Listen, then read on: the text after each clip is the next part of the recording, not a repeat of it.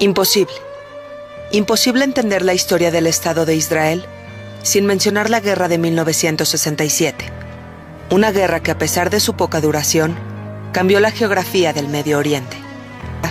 Es una historia de coraje y de valentía. Es la historia de una guerra tan impactante como trascendental. La conocida ya, Guerra de los 6 días. Mayo, 1967. El portavoz y presidente de la Asamblea Nacional de Egipto, Anwar al-Sadat, llega al Cairo para informar a Gamal Abdel Nasser, entonces presidente de Egipto, que el Estado de Israel tiene planes para atacar a Siria.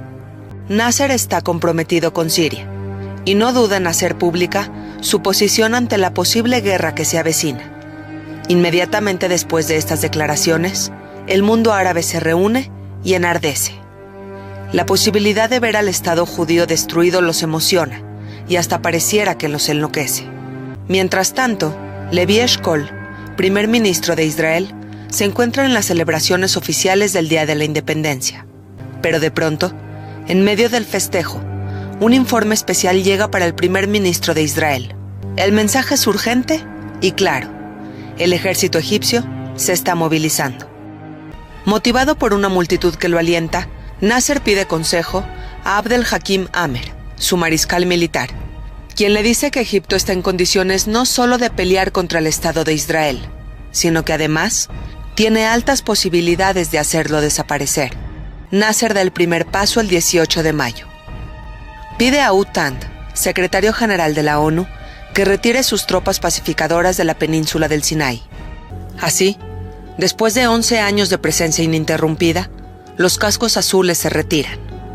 El 22 de mayo, Nasser bloquea el paso de los estrechos de Tirán. Ahora, a cualquier embarcación, le resulta imposible llegar a los puertos de Eilat. Los ejércitos de ambos lados están preparados, y la comunidad internacional se dedica a observar quién tomará la iniciativa. Con la intención de evitar la guerra, el secretario general de la ONU, Utand, viaja a El Cairo el 23 de mayo. El objetivo de su viaje es convencer a Nasser que detenga la escalada de amenazas, pero con la población sumergida en la euforia y el ejército asegurando la victoria, Nasser ya no puede dar marcha atrás. El 30 de mayo llega a Egipto el rey Hussein de Jordania, y con esta visita, los líderes de Egipto y Jordania oficializan su alianza.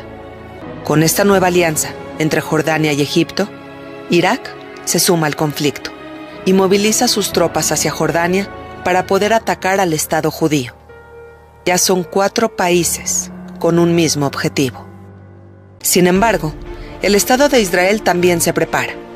Jóvenes judíos llegan de otros países para unirse a las filas del ejército israelí, mostrando una conmovedora solidaridad.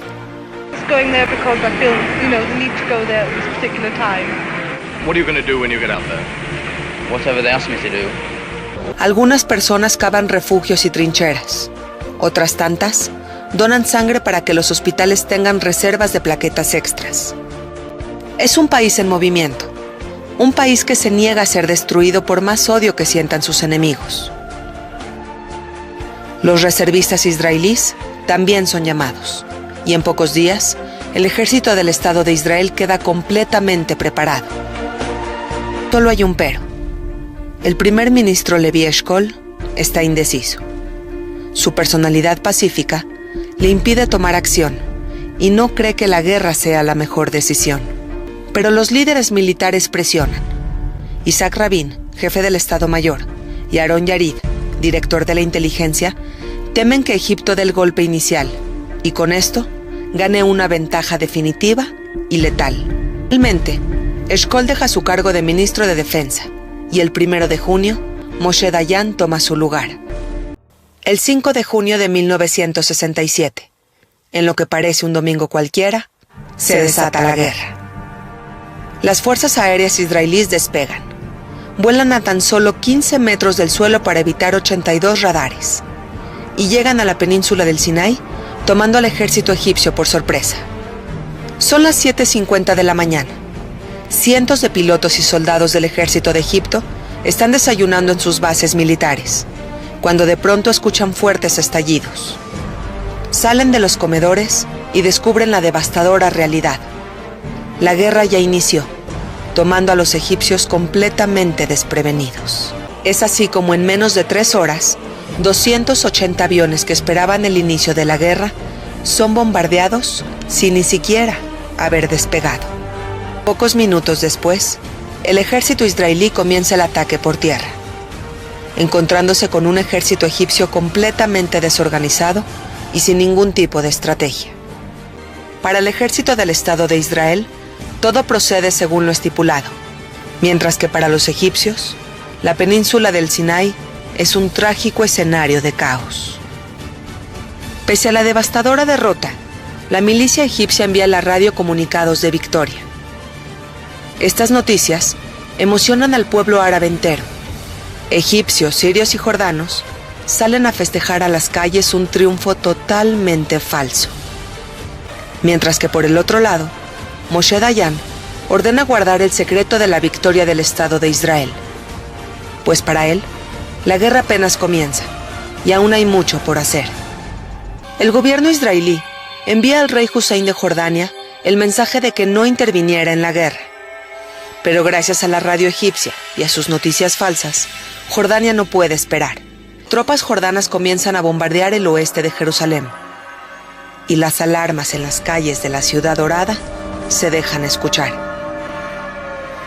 Con la entrada de Jordania en la guerra, el ejército israelí se ve obligado a movilizarse hacia el noreste para defender un nuevo frente. Una sangrienta batalla se lleva a cabo en las calles de la ciudad dorada, hasta que finalmente el ejército jordano retrocede. La intervención de Jordania en la guerra deja importantes consecuencias, pues le da al ejército israelí la oportunidad de conquistar ciudades como Jericó, Nablus, Judea, Samaria y Hebrón. Ahora, el ejército israelí pone la mirada en su ciudad ancestral. No tienen la más mínima intención de dar marcha atrás. Reconquistar Jerusalén no se trata de ganar un pedazo de tierra, sino de volver a poseer esa ciudad santa en donde gobernaron los reyes de las escrituras sagradas. La comunidad internacional presiona insistentemente y el ejército israelí finalmente accede. La guerra se termina. El Estado de Israel logró defenderse por todos los frentes. Pero independientemente a la exitosa defensa, Israel obtiene ganancias territoriales como los Altos del Golán, Judea y Samaria, Jerusalén Este, la Franja de Gaza y la península del Sinaí. Abatido por la derrota, el rey Hussein de Jordania expresa: Against us, mainly from the air, almost exclusively from the air, with such overwhelming strength and continued, sustained air attack on every single unit, on every single formation of our armed forces, day and night, right till last night. Mientras que del lado israelí, el éxito era reconocido. Egyptian airport was destroyed or almost destroyed in 3 hours.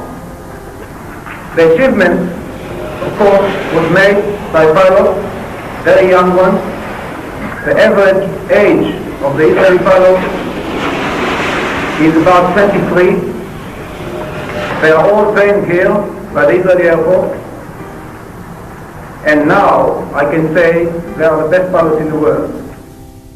Es la guerra de 1967. Una guerra en la que voces que alardeaban fueron calladas sorpresiva y fulminantemente. Es la guerra de los 6 días, la que pese a grandes victorias y desastrosas derrotas, cobró más de 23,000 vidas.